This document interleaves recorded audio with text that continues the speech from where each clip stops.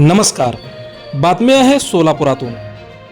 सरकारी कार्यालयातील दलाली थांबवा, अन्यथा अधिकाऱ्यावर थेट कारवाई. आमदार सुभाष देशमुख यांचा थेट इशारा. बातमी सविस्तर पाहूयात. शासनाच्या कामकाजात पारदर्शकता आणि गतिमानता आणण्यासाठी सरकार विविध उपाययोजना राबवत असताना काही अधिकारी नागरिकांची कामे वेळेत न करता त्यांना दलालांकडे जाण्यास भाग पाडत असल्याची गंभीर बाब समोर येत आहे.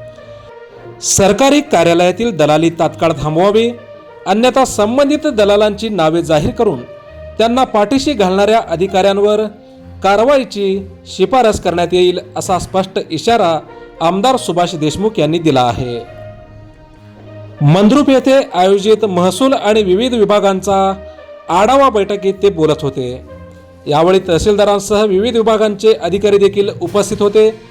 नागरिकांची कामे विनाकारण प्रलंबित ठेवू नये, त्यांना कार्यालयाचे हेलपाटे मारायला लावू नये आणि असे करणाऱ्यावर कारवाई संदर्भात शिफारस करण्यात येईल, असा थेट इशारा देखील या प्रसंगी आमदार सुभाष देशमुख यांनी दिला आहे. त्याचप्रमाणे शासन नागरिकांना सुलभ आणि पारदर्शक सेवा देण्यासाठी प्रयत्न करत आहे. मात्र काही कार्यालयामध्ये दलालांचा हस्तक्षेप वाढत असल्याची तक्रार सातत्याने येत आहेत. अधिकारी वेळेत कामे करत नसल्याचे समोर येत आहे. त्यामुळे नागरिकांना नाईलाजाने दलालांचा आधार घ्यावा लागतो. ही परिस्थिती बदलली पाहिजे आणि ही बाब गंभीर आहे, असं देखील आमदार सुभाष देशमुख यांनी म्हटलं आहे.